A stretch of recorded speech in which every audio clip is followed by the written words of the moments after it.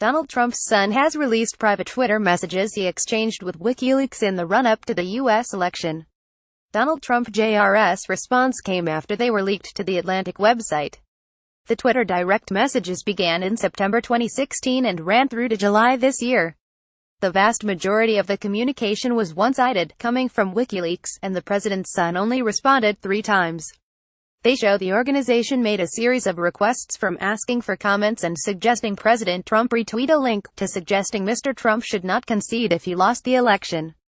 They even encouraged the president-elect to ask Australia to make WikiLeaks founder, Julian Assange, ambassador to the U.S. The message suggested he tell the country that's a really smart tough guy and the most famous Australian you have or something similar. Another request was for Mr. Trump Jr. to give them his father's tax returns.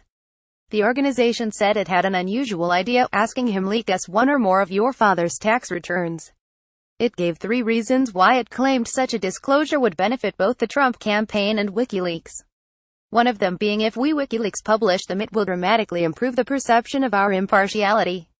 According to the messages, Mr. Trump Jr. did not respond. In response to the leaking of the messages on Monday, Mr. Trump Jr. released the entire chain of messages with my whopping 3 responses. His responses were agreeing to ask around about a political action committee mentioned by WikiLeaks, a comment about Hillary Clinton in which he said it's amazing what she can get away with. And, in October last year, just before WikiLeaks published emails linked to Mrs. Clinton's campaign, asking what's behind this Wednesday leak I keep reading about. The messages had already been handed over by Mr. Trump Jr.'s lawyers to 3 congressional committees investigating alleged Russian intervention in last year's election, and claims of collusion between the Trump campaign and Russia.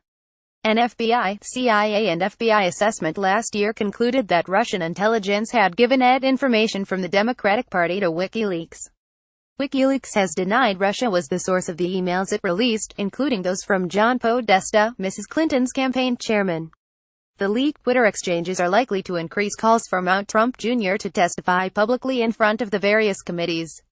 In a statement, Mr. Trump Jr.'s lawyer, Alan Futerfas, said putting aside the question as to why or by whom such documents, provided to Congress under promises of confidentiality, have been selectively leaked, we can say with confidence that we have no concerns about these documents and any questions raised about them have been easily answered in the appropriate forum.